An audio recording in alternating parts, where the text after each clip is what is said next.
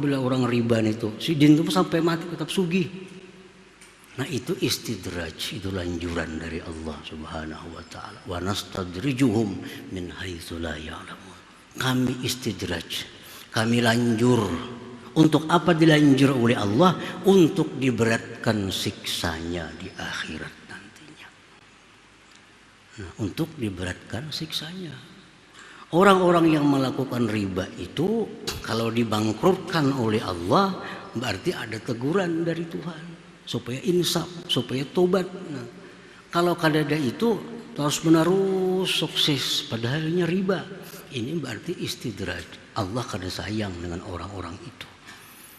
Nah, itu salah satu di antara akibat daripada perbuatan riba itu. Nah, kalau tafakur demikian, insya Allah kada akan terlaksana riba itu. Ini Nabi yang mengatakan, bukan kakawanan, bukan habar bin habar. Jar Nabi, bila orang melakukan riba itu ujung-ujungnya bangkrut. Ujung-ujungnya bangkrut. Nah, apalagi akibatnya, la'anallahu riba. Ujar Nabi, Allah melaknat riba itu. Riba tidak.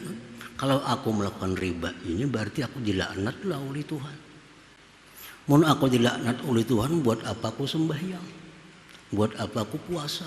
Kalau aku jadi orang yang dilaknatnya. Nah, tafakur, kalau ada ajakan, tawaran, kadang-kadang ditawari orang, kita berusaha mulai maju, datang tawaran supaya lebih maju lagi, dihutangi dengan cara bunga berbunga.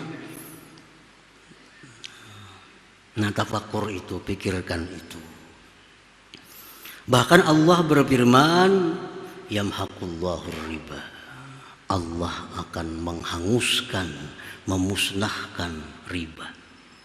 Nah, ini lebih jelas lagi daripada sabda Rasulullah Sallallahu Alaihi Wasallam. Langsung Al-Quran mengatakan demikian. Bahkan dalam ayat yang lain Allah menyatakan, kalau kalian tidak berhenti daripada riba, berarti kalian berperang dengan Allah dan Rasulnya. Berperang dengan Allah dan Rasul. Itu ujar para ulama menafsirkan itu, berperang dengan Allah dan Rasul itu satu isyarah, petunjuk bahwa orang ini matinya kada membawa iman. Na'udzubillah min dzalik. Nah, kalau tafakkur itu kada akan ada riba pada kita.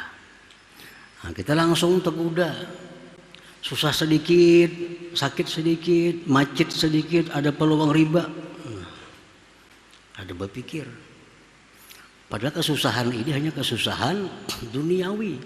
Kalau riba itu dunia akhirat sakitnya. Nah, tafakkur di situ.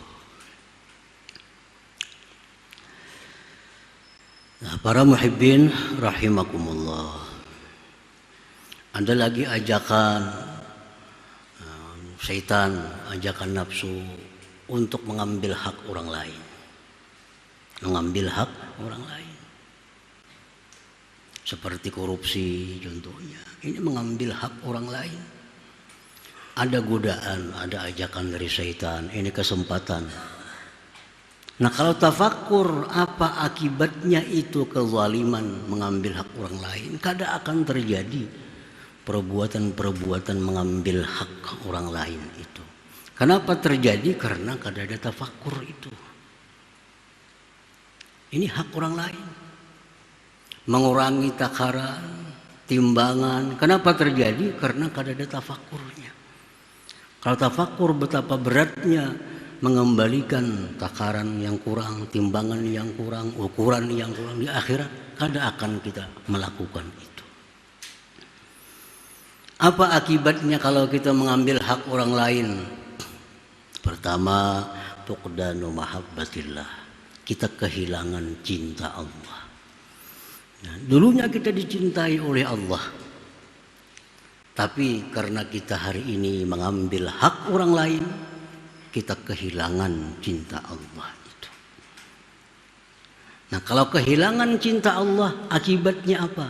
Akibatnya amal ibadah kita kada dihiraukan oleh Allah. Kita dihiraukan Tuhan, kecuali tobat.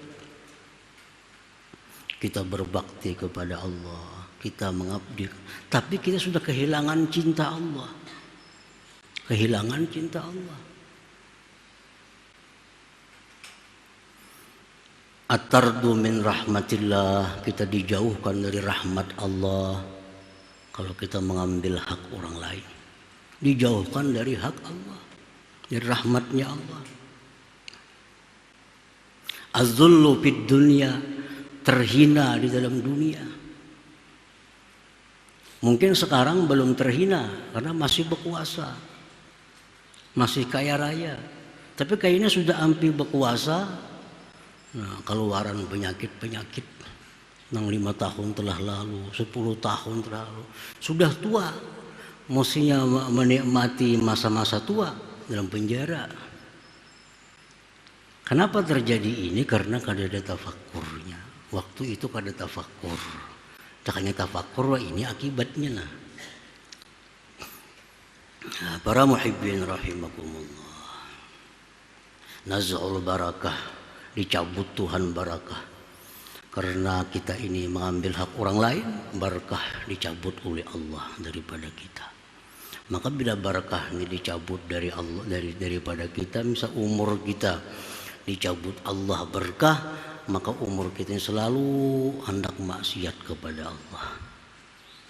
Nah, duit kita, duit yang dicabut barakahnya, duit ini akan mengajak kepada maksiat saja. Kendaraan kita yang dicabut Tuhan barakahnya, selalu hendak jalan ke maksiat.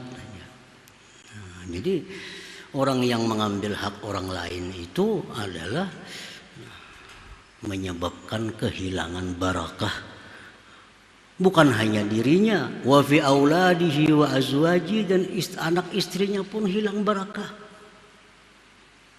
Anak yang dulunya bagus, dulunya saleh, berkah tuh ngarannya. Nah, begitu kita mengambil hak orang lain, kita menzalim orang, anak ini pun jadi anak yang kehilangan barakah. Akhirnya anak ini pun jadi orang yang ahli maksiat kepada Allah. Nah, itu akibat-akibat dari perkara yang kita disuruh memikirkan akibat itu.